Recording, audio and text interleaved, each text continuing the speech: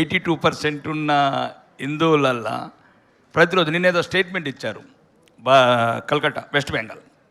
ఆ ముఖ్యమంత్రి గారిని కూడా చూస్తున్నాను, సుమారు 70 సంవత్సరాలు అనుకుంటా వారికి.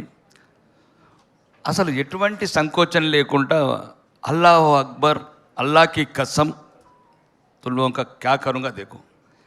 ఏమవుతుంది దేశం? మేము ఉంటామా, ఇంక 20 ఏళ్ళు ఉంటామా ఆరోగ్యంగా? నాకు ఇప్పుడు 55 ఇయర్స్. ఈ సగం జీవితం నా సంసారానికి సరిపోయింది, నా కుటుంబానికి సరిపోయింది. ఇక మిగతా సగం జీవితం నేను ఈ సమాజానికి, నా దేశానికి ఇద్దామని రాజకీయాలకు రావడం జరిగింది. ఇప్పటిదాకా మీరు అన్నదంతా ఏంటంటే ఈ 2G టెక్నాలజీని వదిలేయండి. ఇక అందరూ కూడా 2G అలా అవుట్డేటెడ్ అయిపోయింది. అప్పుడు నోకియా ఫోన్లు, ఎరిక్సన్ ఫోన్లు ఇప్పుడు ఎవరు వాడతలేరు అనుకుంటా మీరు. ఈరోజు దేశంలో నరేంద్ర మోడీ గారు కావచ్చు, మాధవీలత గారు అన్నట్లు యోగి ఆదిత్యనాథ్ కావచ్చు, వాళ్ళు చాలా రోజులు యువకులుగా ఉండలేరు, వయసు పెరగకుండా ఉండలేరు. ఈరోజు దేశం మొత్తం ప్రమాదంలో ఉంది. హిందూ మతం ప్రత్యేకంగా దానికి ప్రథమ శత్రువు కాంగ్రెస్. 1947 ఆగస్టు 14 నాడు మొదలైన మన శని అంటే దేశం పంచేటి కూడా చూడండి మీరు. ఒకవేళ దయచేసి అందరూ మేధావులు చదువుకునే వాళ్ళు, ప్రపంచంలో ఎక్కడ కూడా ఈ రకంగా పంచలే దేశం. మనం ఈ రకంగా ఉంటే లెఫ్ట్ సైడ్ పాకిస్తాను, అప్పుడు మళ్ళీ తర్వాత బంగ్లాదేశ్ ఉంది రైట్ సైడ్. ఆ దేశం తర్వాత మళ్ళీ మన 7 రాష్ట్రాలు ఉంటాయి. అంటే పంచటం కూడా ఈ హిందూ జాతి, ఈ భారతదేశం ఎప్పటికీ మనశ్శాంతి ఉండకూడదు అనేది సిద్ధాంతం. చెప్పినట్టు బ్రిటిష్ వాళ్ళు కావచ్చు, రకరకాల అవమానాలు, ప్రతాపరుద్రుడు ఆత్మహత్య కావచ్చు, మహారాణా ప్రతాప్ చరిత్ర కావచ్చు, గుప్తా డైనస్టీ నుంచి భారతవర్ష కళలు కన్నా చాణక్య కావచ్చు, బిందుసారుడికి పాఠాలు కావచ్చు. ఎలా అయితే ఈ దేశం ఇంత గర్వంగా ఉండేనో, ఒక చిన్న మిస్టేక్ వల్ల పృథ్వీరాజ్ చౌహాన్ గారు, అంటే హిందువులకు ఉన్న మంచితనం, దాన్ని ఇప్పుడు ప్రజాస్వామ్యంలో కన్వర్ట్ చేసుకోవాలి. ఆ మంచితనం ఆ రోజు ఎక్కడికి అయింది? పృథ్వీరాజ్ చౌహాన్ గారిని ఏ రకంగా చేశారు? 10 కోట్ల సార్లు క్షమిస్తే. అంటే నీ క్షమగుణము మన ధర్మాలు, కర్మ సిద్ధాంతం అంతా చెప్తున్నారు. కానీ ఈ రోజుకు నిప్పుల కుంపటి ఆ సంఘటన 10 కోట్ల సార్లు వదిలిపెడితే ఒక్కసారి గెలిస్తే ఏం చేశాడు Prithviraj Chauhan?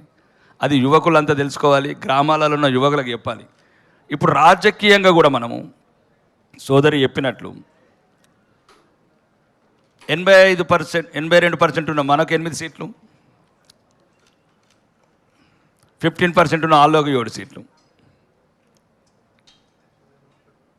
Power is important. రాజకీయ అధికారమే అన్నిటికీ సమాధానం చెప్తుంది.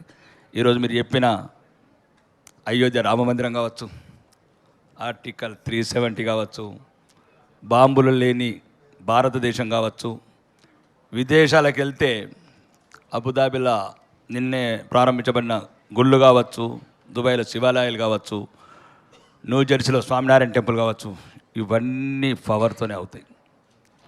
మీరు ముఖ్యంగా దయచేసి ఈ మనం మేధావులు ఈ చర్చలు ఇంకా వేరే సెపరేట్గా పెట్టండి, కానీ యుద్ధ నీతి మాత్రం బోధించండి. హిందువులు బతకాలంటే దేశంలో.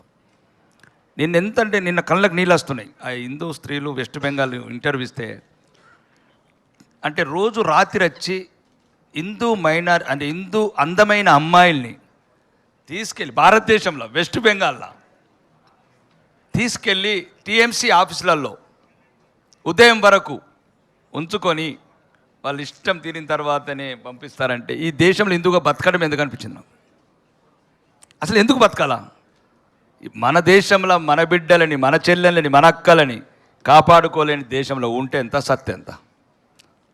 ఛత్రపతి శివాజీ గారి కొడుకు సాంబాజీ గారు కావచ్చు, రాణి రుద్రమదేవి వారసుడు ప్రతాపరుద్రుడు కావచ్చు, మహారాణా వీరాప చిత్తూర్గర్ల పుట్టిన బిడ్డ కావచ్చు, ఇవన్నీ మనకు స్ఫూర్తి నింపుతున్నాయి. కానీ ఇప్పుడున్న రాజకీయ నాయకులు, మనం ఈరోజు నేను గర్వపడుతున్నా భారతీయుడిగా,